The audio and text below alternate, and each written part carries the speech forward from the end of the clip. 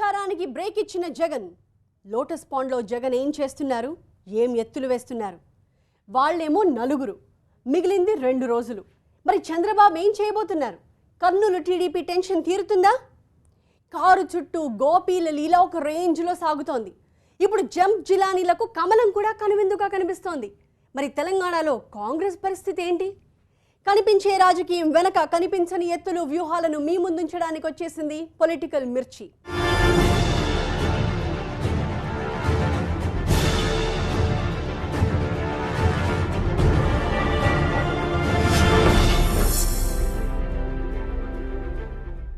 ఏపీలో ప్రచార యుద్ధం ముగియడానికి ఇంకా 2 వారాల సమయం కూడా లేదు.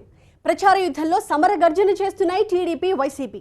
ఈ నేపథ్యంలో ఒక్కసారిగా జగన్ క్యాంపెయినింగ్కి బ్రేక్ చెప్పేశారు. మంగళవారం హైదరాబాద్కి పరిమితమయ్యారు. ఇంత కీలక సమయంలో ప్రచారానికి జగన్ ఎందుకు గ్యాప్ ఇచ్చారు? సరిగ్గా ఇక్కడే వైసీపీ అధినేత బ్రహ్మాస్త్రాన్ని బయటికి తీయబోతున్నారన్న చర్చ రాజకీయ వర్గాల్లో జోరుగా సాగుతోందట. లోటస్ పాండ్లో జగన్ సిద్ధం చేస్తున్న ఆ బ్రహ్మాస్త్రం ఏంటి? ఏపీలో ఎలక్షన్ వార్ పతాక స్థాయికి చేరింది. నామినేషన్ పర్వం కూడా ముగియడంతో పార్టీలన్నీ ఓట్ల వేట మీద పూర్తి ఫోకస్ పెట్టాయి. టీడీపీ, వైసీపీ అయితే నువ్వా నేనా అన్నట్లుగా సమర్ గర్జన చేస్తున్నాయి. అటు చంద్రబాబు నాయుడు, ఇటు వైఎస్ జగన్ సుడిగాలి పర్యటన చేస్తున్నారు. క్యాంపెయినింగ్ వారిని ఒక రేంజ్లో పరుగులు పెట్టిస్తున్నారు.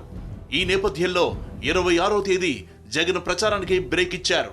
అటు చంద్రబాబు కర్నూలు జిల్లాలో సభలు, రోడ్ షోలతో వైసీపీని టార్గెట్ చేస్తున్న రోజే జగన్ తన ప్రచారానికి కామా పెట్టారు.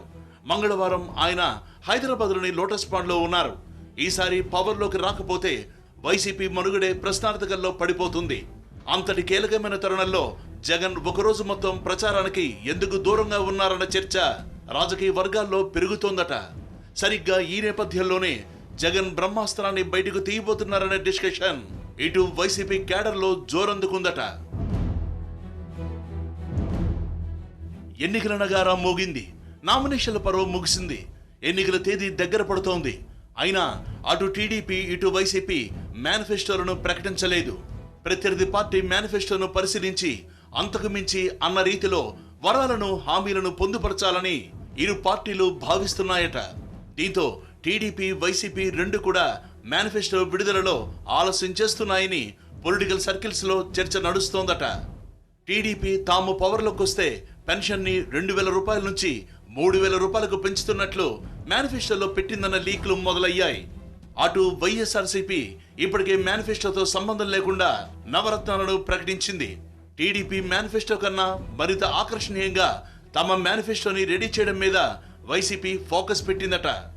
ఈ తరుణంలో ఒకరోజు మొత్తం జగన్ ప్రచారానికి దూరంగా ఉండడంతో టీడీపీ మీద బ్రహ్మాస్త్రాన్ని ఎక్కుపెట్టే కసరత్తు చేస్తున్నారన్న ప్రచారం పార్టీలో ఊపందుకుందట. అయితే జగన్ సంధించే ఆ బ్రహ్మాస్త్రం ఏమై ఉంటుంది? ఏ స్థాయిలో ప్రజాక్షేత్రాన్ని ఆకర్షిస్తుంది? టీడీపీలో ఎంత కలవరం పెంచుతుంది?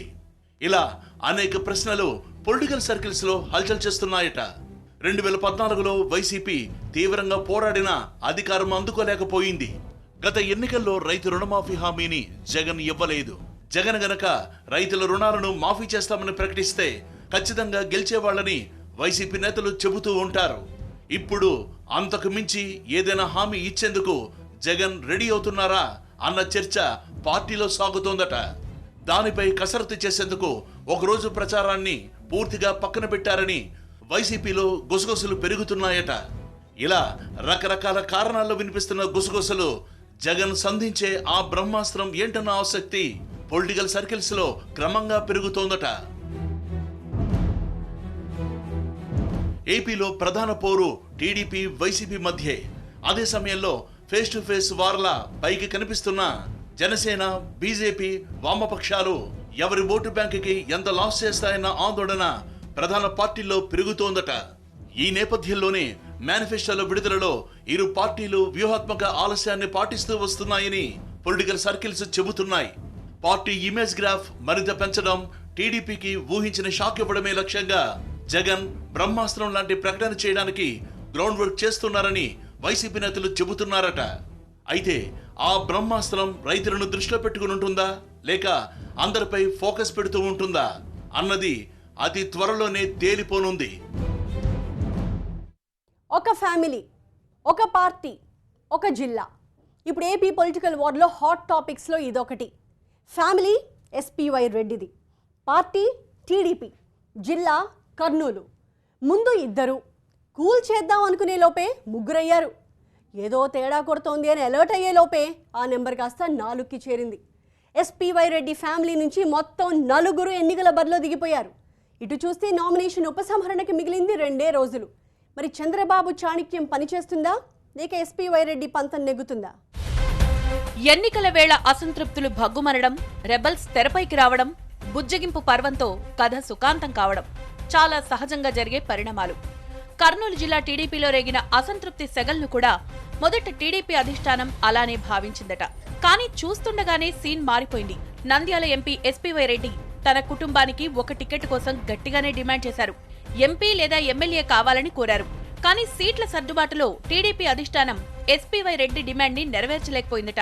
పెద్దాయన్ని కూల్ చేద్దామని భావించే లోపే జనసేనకి జై కొట్టిన ఎస్పీవై రెడ్డి నంద్యాల ఎంపీగా నామినేషన్ వేస్తే ఆయన అల్లుడు శ్రీధర్ రెడ్డి నంద్యాల ఎమ్మెల్యేగా నామినేషన్ వేసేశారు. ఎస్పీవై రెడ్డి ఎపిసోడ్ పై టీడీపీ అధిష్టానం ఫుల్ ఫోకస్ పెట్టేలోపే ఆయన కుమార్తె సుజల శ్రీశైలం నుంచి జనసేన తరపున సమరానికి సై అనేశారు. ఆ వెంటనే మరో కుమార్తె అరవిందరాణి బనగానపల్లి నుంచి బరిలోకి దిగిపోయారు. నామినేషన్ దాఖలు చేయడానికి గడువు కూడా ముగిసింది. ఇక ఉపసంహరించుకోవడానికి 2 రోజుల సమయం మిగిలింది. ఇప్పటికే ఎస్పీవై రెడ్డిని కూల్ చేయడానికి టీడీపీ నేతలు, అభ్యర్థులు చేసిన ప్రయత్నాలు ఫలించకపోవడంతో చంద్రబాబు మీద తెలుగు తమ్ముళ్లు హోప్స్ పెట్టుకున్నారట. ఎస్పీవై రెడ్డి నంద్యాల ఎంపీగా 3 సార్లు గెలిచారు. గతంలో మున్సిపల్ చైర్మన్ గా కూడా పనిచేశారు. వ్యక్తిగత ఇమేజ్ ఉంది. టికెట్ ఇవ్వకుంటే కాసేపు అలిగి సైలెంట్ అవుతారని భావించిందట టీడీపీ. కానీ ఎస్పీవై రెడ్డి మాత్రం తెలుగు తమ్ముళ్లు ఊహించని విధంగా జనసేన నుంచి ఎన్నికల సమరానికి సై అన్నారు. దీంతో టీడీపీ అభ్యర్థుల్లో టెన్షన్ పెరిగిందట. స్వయంగా నంద్యాల ఎమ్మెల్యే అభ్యర్థి భూమా బ్రహ్మానందరెడ్డి, నంద్యాల ఎంపీ అభ్యర్థి శివానందరెడ్డి వెళ్లి ఎస్పీవై రెడ్డిని కలిశారట. నామినేషన్ ఉపసంహరించుకోమని చెప్పారట. తనకో, తన అల్లుడు లేదా కూతురుకో ఎంపీ కానీ ఎమ్మెల్యే టికెట్ కానీ ఇస్తే తప్ప వెనక్కు తగ్గేది లేదని ఎస్పీవై రెడ్డి తేల్చి చెప్పారట. దీంతో టీడీపీ అధిష్టానమే రంగంలో దిగిందట. ఎస్పీవై రెడ్డి కుమార్తె సుజలని అమరావతికి పిలిపించి మాట్లాడారట. నామినేషన్ ఉపసంహరించుకుంటే ఎమ్మెల్సీ ఇస్తామని హామీ ఇచ్చిందట టీడీపీ హైకమాండ్. అయితే ఎమ్మెల్సీ ఆఫర్ కి ఎస్పీవై రెడ్డి నో అంటున్నారట. ఈ ఎపిసోడ్ సాగుతోన్న వేళే ఎస్పీవై రెడ్డి రెండో కుమార్తె అరవిందరెడ్డి బనగానపల్లిలో జనసేన అభ్యర్థిగా నామినేషన్ వేసేశారు. దీంతో తాను ఈ విషయంలో చాలా సీరియస్ గా ఉన్నట్టు ఎస్పీవై రెడ్డి తేల్చి చెప్పేశారని టీడీపీలో చర్చ సాగుతోందట. చంద్రబాబు కర్నూలు పర్యటనలోనే ఎస్పీవై రెడ్డి వ్యవహారానికి ముగింపు పలుకుతుందని తెలుగు తమ్ముళ్లు భావిస్తున్నారట. అయితే ఇప్పటికే చర్చలు విఫలమయ్యాయని ఎస్పీవై రెడ్డి చెప్పేశారు.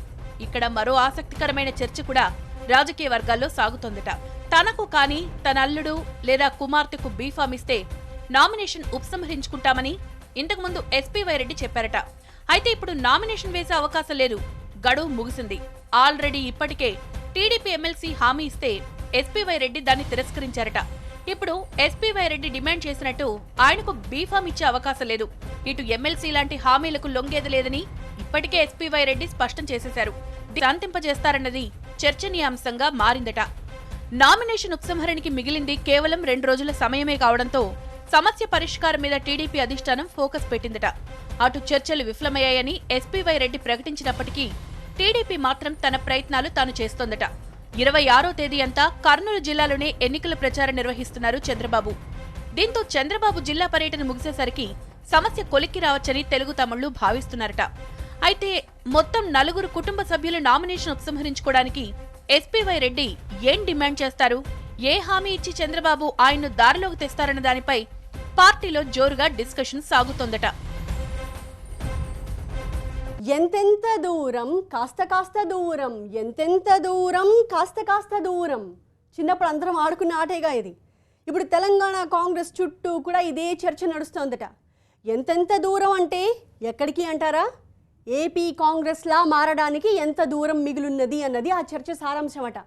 వినడానికి వ్యంగ్యంగా అనిపిస్తున్న విషయం మాత్రం చాలా సీరియస్. తెలంగాణ పొలిటికల్ స్క్రీన్ మీద ప్రత్యామ్నాయ పార్టీగా బీజేపీ తన ఉనికిని బలంగా చాటుకోవడం మొదలుపెట్టిందట.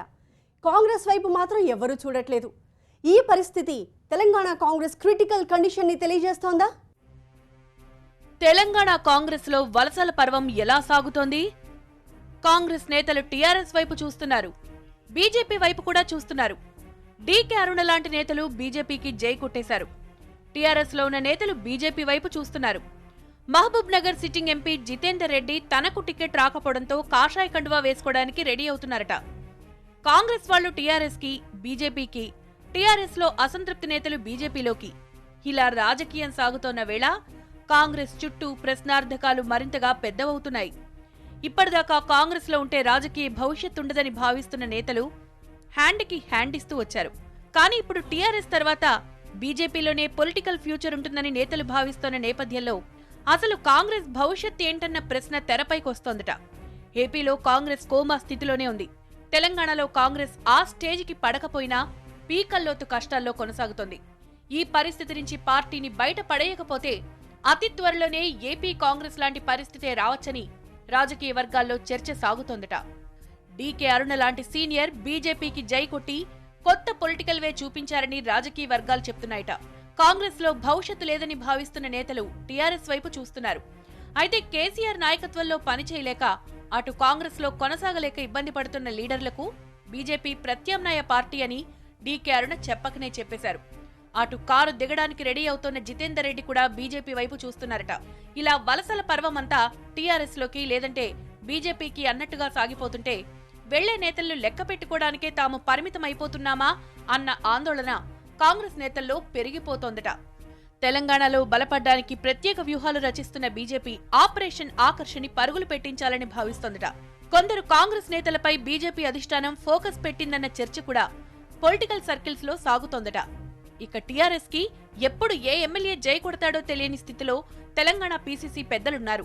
ఈ నేపథ్యంలో ఇకపై తెలంగాణలో జరిగే రాజకీయాల్లో బీజేపీ పాత్ర పెరిగితే కాంగ్రెస్ కి కొత్త సమస్యలు తప్పవని రాజకీయ వర్గాలు చెప్తున్నాయట. ఒకవైపు ఎన్నికలు జరిగిన 100 రోజుల్లోనే ప్రధాన ప్రతిపక్ష హోదా పోయింది. మరోవైపు జంపు చేయడానికి టీఆర్ఎస్ తర్వాత బీజేపీ బెస్ట్ అన్న భావన నేతల్లో పెరుగుతోంది. ఈ పరిస్థితిని అధిగమించడానికి తెలంగాణ పీసీసీ పెద్దలు ఏం చేస్తారన్నది క్యాడర్లో క్వశ్చన్ మార్క్ గానే ఉందట.